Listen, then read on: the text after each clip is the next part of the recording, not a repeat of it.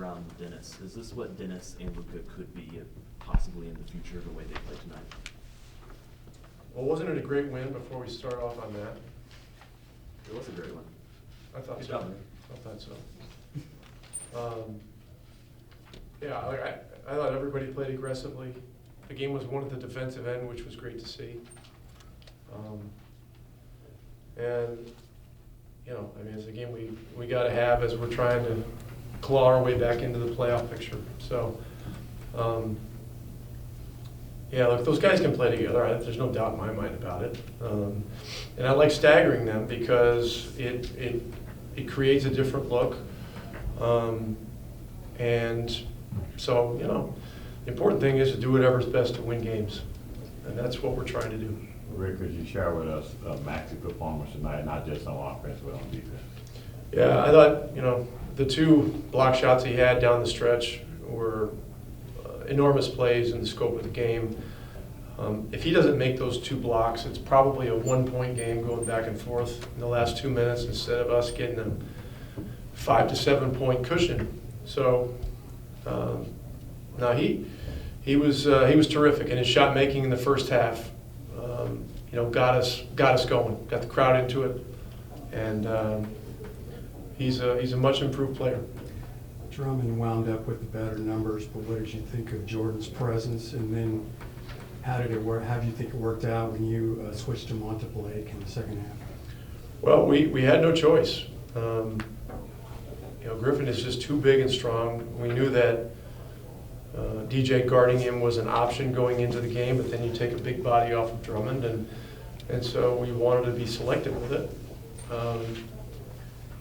But when we needed to make the move to put DJ on Griffin, he answered the bell. He gave length, he gave strength,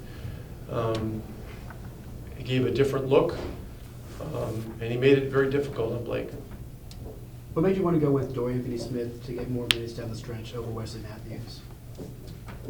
I've mentioned this many times in recent weeks. We have a fluid, flexible lineup situation. And so some of it's matchups, some of it's just coach's decision.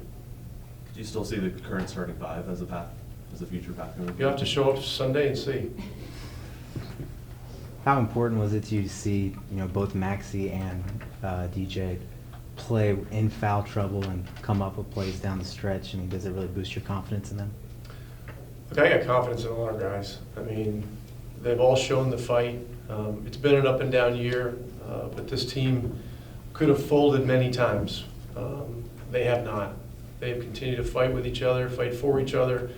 And, you know, in the, I guess it was the second quarter when DJ got his third, you know, I was going to sub for him, and, you know, he just said, "Hey, coach, you know, trust me, I can do this." I said, "All right." And then he proceeded to run the floor and get a dunk, a great pass from Smith, and, you know, we finished the half well, and so that was good. And, you know, as a head coach, you got to have trust in your players, and they got to know you have trust in them. And so, you know, that's a lot of what this is about. And, you know, we have some home games here. You know, Toronto coming in is, you know, as difficult a home game as you're probably going to get because of how they're playing this year and how good they are. But it's another opportunity for us to compete and get better. Harrison was scoreless in the first half, but he got back-to-back 3 pointers there in the third quarter. What got him going there? Well, he got open. And one of the times,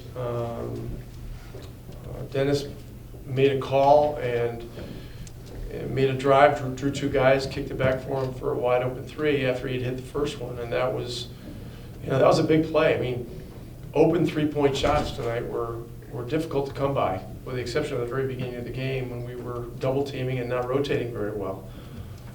So this was an Eastern Conference style grinding type game. I mean, that's how Detroit plays, and they're great at it. And I'm really proud of our guys for hanging in and just grinding it out. It's not the typical game that we see in the Western Conference.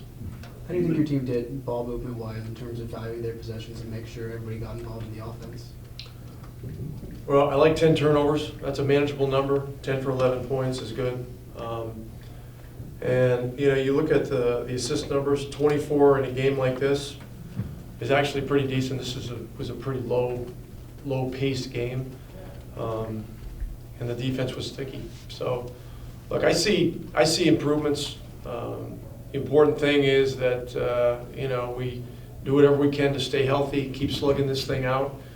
You know, we've had a little bit of space with our schedule, and we do for the next 3 days, and then it's going to start getting busier again. But that's all right. That's all right. It's a good group, and they're fighting. Do you think some opponents maybe still underestimate Maxi's length or athleticism or, you know, skill level, and especially on defense? Well, I don't know. I don't know for sure. But there's a deceptiveness to how quickly he closes on shots and rim attacks. And, you know, he's got a knack. He obviously has the athletic ability and the length. And so, you know, the key thing is for him on a night like tonight to find a way to stay on the floor when you guard Griffin and the guy's, you know, drawing fouls on everybody that he's looking at, you know. But the two blocks down the stretch were big, and you know, Maxi played extremely well.